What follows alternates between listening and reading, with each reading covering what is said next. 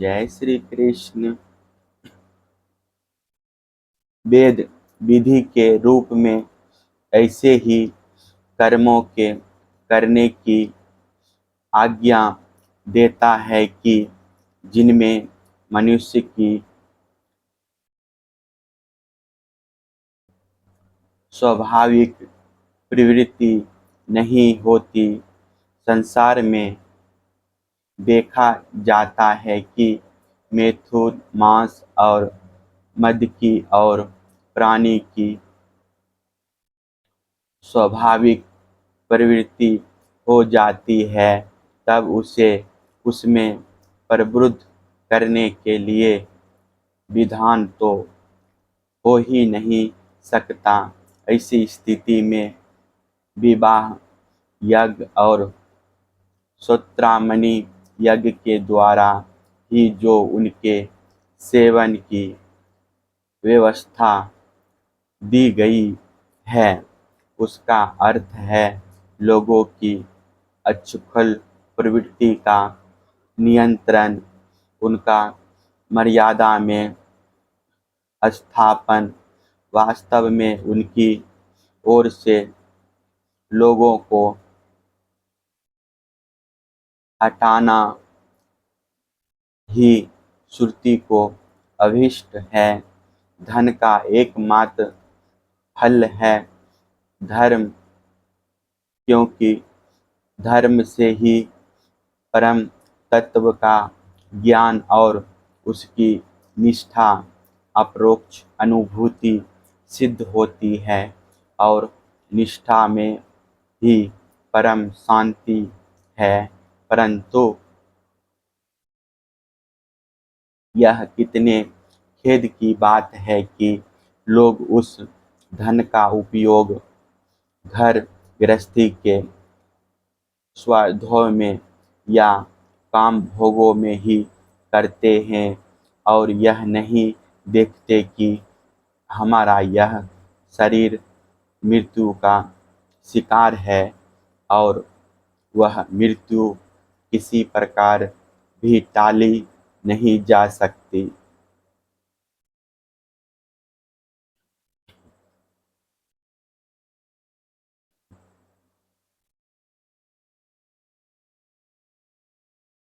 श्रोत्रामणि यज्ञ में भी सुरा को सूंघने का ही विधान है, पीने का नहीं।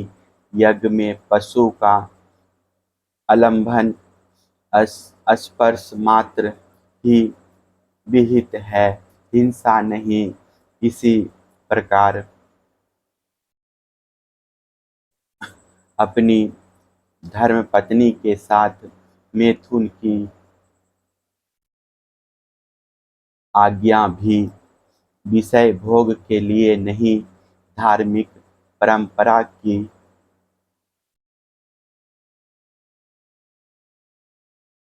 रक्षा के निमित्त संतान उत्पन्न करने के लिए ही दी गई है। परंतु जो लोग अर्थवाद के वचनों में फंसे हैं, विषयी हैं, वे अपने इस विशुद्ध धर्म को जानते ही नहीं।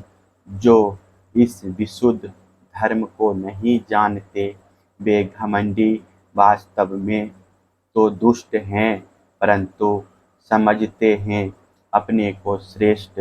वे धोखे में पड़े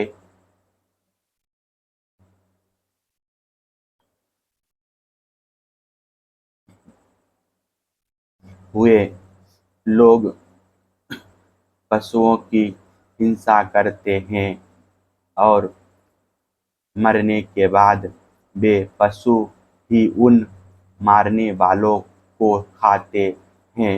यह शरीर मृतक शरीर है, इसके संबंधी भी इसके साथ ही छूट जाते हैं। जो लोग इस शरीर से तो प्रेम की गांठ बांध लेते हैं और दूसरे शरीर में रहने वाले अपने ही आत्मा एवं सर्वशक्तिमान भगवान से द्वेष करते हैं, उनका मूर्खों का अधःपतन निश्चित है। जिन लोगों ने आत्मज्ञान संपादन करके केवल मोक्ष नहीं प्राप्त किया है और जो पूरे पूरे मूड भी नहीं है, वे अधूरे ना इधर के हैं और ना उधर के। वे अर्थ धर्म काम इन तीनों पुरुषार्थों में फंसे रहते हैं। एक क्षण के लिए भी उन्हें शांति नहीं मिलती। वे अपने हाथों अपने पैरों में कुल्हाड़ी मार रहे हैं। ऐसे ही लोगों को आत्मघाती कहते हैं। अज्ञान को ही ज्ञान मानने वाले इन आत्मघातियों को कभी शांति नहीं मिलती। इनके कर्मों की परंपरा कभी शांत नहीं होती। काल भगवान सदा सर्वदा इनके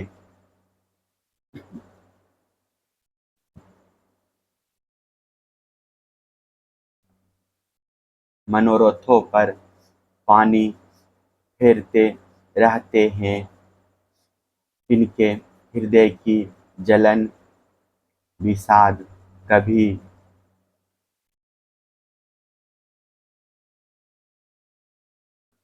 मिटने का नहीं। राजन, जो लोग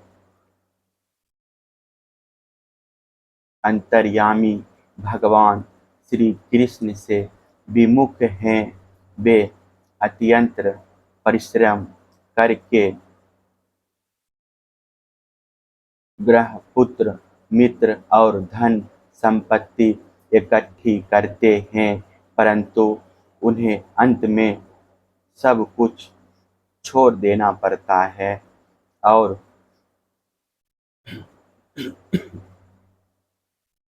ना चाहने पर भी विवश होकर घोर नरक में जाना पड़ता है। भगवान का भजन ना करने वाले विषयी पुरुषों की यही गति होती है। राजा निमि ने पूछा, योगेश्वरों, आप लोग कृपा करके यह बतलाएं कि भगवान किस समय किस रंग का कौन सा आकार स्वीकार करते हैं और मनुष्य किन नामों और विधियों से उनकी उपासना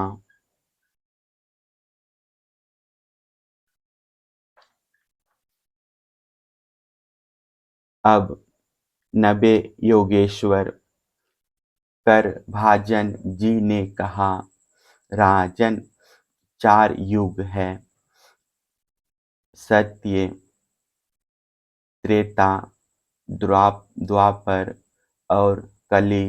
इन युगों में भगवान के अनेकों रंग नाम और आकृतियाँ होती है तथा विभिन्न विधियों से उनकी पूजा की जाती है। सत्य युग में भगवान के श्री विग्रह का रंग होता है श्वेत। उनके 4 भुजाएं और सिर पर जटा होती है तथा वे बल्क का ही वस्त्र पहनते हैं।